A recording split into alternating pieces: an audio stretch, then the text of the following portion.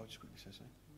Just in regards to the poison, quickly. Yeah, I was going to respond to that. Sorry, just in regards to the poison, as I said, that isn't in the earliest manuscript, so the poison doesn't work, and also in regards to... But even if it was in the earliest manuscripts... Okay, you can respond. I would love to know, I would love to know, actually, if you can drink that poison. Because remember, guys, what Muhammad says? Just drink the poison, get a date, it should help you. That's right, it says that. Okay? Date? Can someone go and get a date? And also, can someone check if it is poison or not? Right, I think we should leave that there. I don't know what the public liability is like here, Hamza. I'm feeling a bit... Right. So, of course, someone needs to question if that is poison or some deception is going there or not. Sure we will check that. Right, thank you. We've just got a time as well. We'll get that checked in the labs shortly. Got a question down here, and then we're rapidly moving to close now. I can see a few more hands. We'll try to get through as many as we can. I'm going to limit the responses to 2 minutes now, because we want to finish just around 9 o'clock. Got a question here.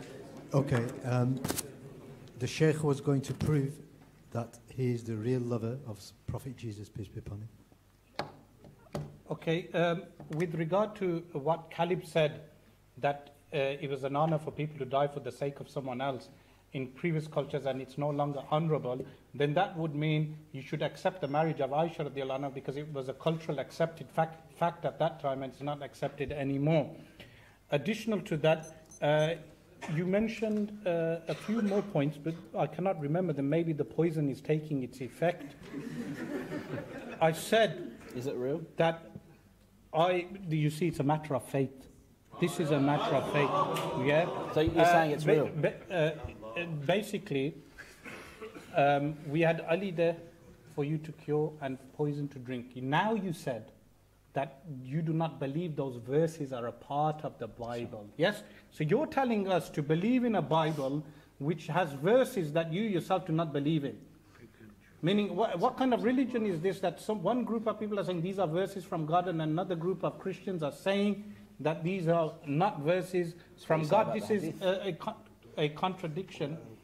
So the Quran says, do you believe in some of the book and reject some of the book? So this is a big problem for Muslims, because we accept all the Quran from beginning to end, but you have just acknowledged that this aspect is not from the Bible. So to conclude, the reason why a person should be a Muslim is because in Islam we have true belief in a monotheistic, transcendent God, and which is a perfect, absolute being. And if anyone believes in a human being, a man-God, a demigod, they are in fact falling into paganism and away